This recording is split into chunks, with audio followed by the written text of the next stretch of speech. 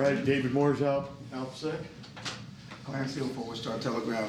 Coach, you talk about the challenge of Miami speed. You know, everybody talks about Tyreek Hill, but you have A-Chain and Mostert and Waddle, and after what what Cook did last week, just talk about the focus on that. Yeah, definitely. I mean, this is a tremendous challenge. I think clearly when you watch them, they're unique schematically, and I think they do a great job of playing to their skill set of their players. But yes, I mean their ability to attack the C gap and do the things that they do, explosive both in the run and the pass. But yeah, that's obviously our main focus.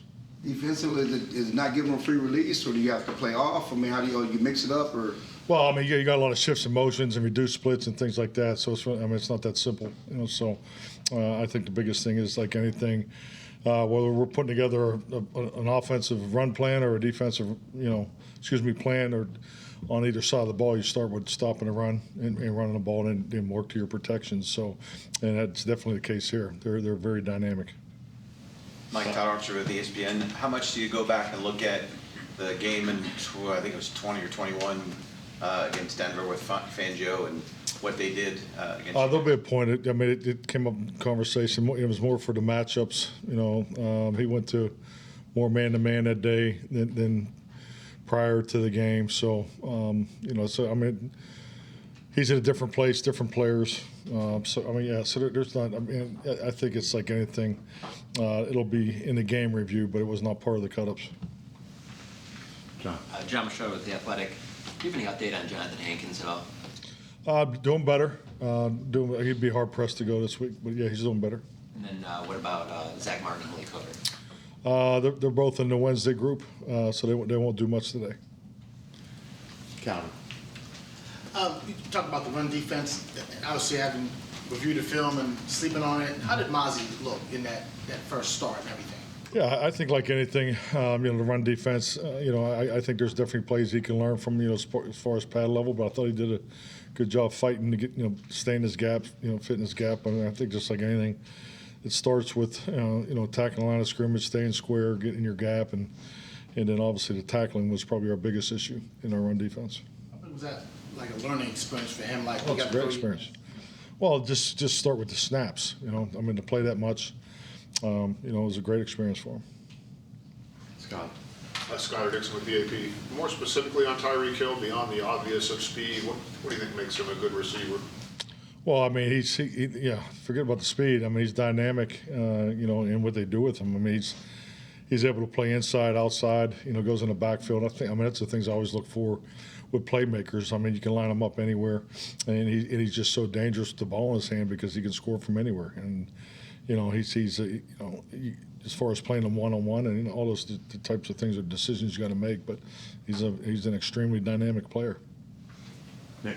Nick Harris, Cowboys.com. Being able to limit the rushing attack around Raheem Mostert and Devon Achane, what's kind of the pre-diagnosis of that so far? What's the first part of the question? Being able to limit the rushing attack, Raheem Mostert and Devon Achane going into this week. Well, I mean, they're gonna run the ball. I mean, so I think like anything, you gotta, there's how you set your plan, and I think their ability to. I don't think I'm just trying to think back through the years of a team that gets the ball on the edge as much as they do.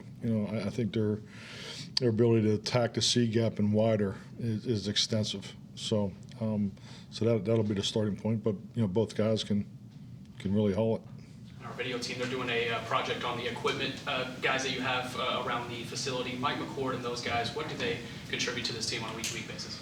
I mean, they're so important in everything we do. I mean, I think number one is people. They're just they're staples of our organization. I think they represent our organization exactly how you'd want them to. Very professional. Obviously, their experience speaks for themselves. I think they're both 120 years old. I think they've been there since they're. I mean, these guys have been around forever. I mean, I know Mike's 40. Bucky's grew up in it. But the thing I really like about them most is I think it's really cool when you look at their staff. They got a bunch of young guys, and they're very good mentors to those guys. I do appreciate that. But it's just like anything. They have excellent relationship with our players, and they're very good at what they do. Michael Gelkin, Dallas Morning News. The Dolphins are the subject of Hard Knocks, but it seems like they do a pretty good job. NFL Films does a giving too much insight in terms of their football operations. Have you guys watched it and been able to glean anything of it? No, we just read your articles. No, so I mean, we have people watch it, obviously, but I haven't gotten anything out of it yet. So is that what you're looking for? Sure, yeah. Was that it? I think so. That it? For now. All right. Garrett? I thought you meant like exit left. I have to do one more. I did one more. Oh, he's got one more. Michael does have one. Sorry. How does the Dolphins' use of motion apply stress on a defense? Is it similar to? Well, I think like anything, because you do so much of it. I just think like the basics. When you get in there, you start looking at offense. It's just like anything. You want to put things in families, buckets, or how you want to explain that. And as far as when there's so much of it, you really don't get to see the final formation. Whether it's a 2x2 or 3x1. So, it's because it's all about challenging the rules of the defense. And that's the mission. Clearly, when you see the way they play, and I think the other part of it is challenging the vision and the discipline of the defenders, also to gain leverage points because like I said earlier, I think they do an extremely like I said, I don't recall seeing so many C gap or wider runs in the production that they get out of the runs. So it's all those things. Garrett Podell, CBS Sports. Mike, your offense is the #2 scoring offense in the league. The Dolphins are #1. How does going up against the best offense in the league, how does that change your approach, if at all, to play calling, game management, things like that, knowing how potent they are? Well, I think the biggest thing is we got to maximize our effort, and that's against a coordinator I have a lot of respect for. He's done it for a long time, and I think if you watch their earlier games of the year, and then now I think they're playing significantly at a much higher level of defense than they were the first half of the season. So that's really where my focus is on. But and I get the statistical. That's a great question. We looked at our starts, their starts, all those things. That's all part of the Monday routine with the analytics and so forth. But yeah, a fast start would definitely be very helpful for us this week. Jess.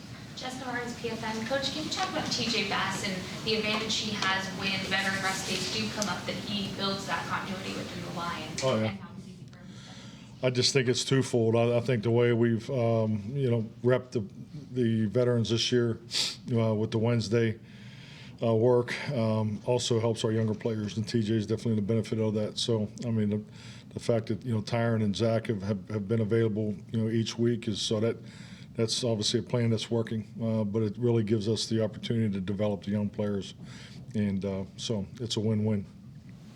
Todd. Mike, on Zach, he's been on this plan here the last couple of weeks as well as what Tyron's on. Is this week harder to know if he has enough because he's dealing with the quad as opposed to other weeks? Well, I think the process too. I mean, with Britt, and I think you guys have seen the work. I mean, that's the hurdle you have to clear to get back out there anyway. So I think it works hand in hand.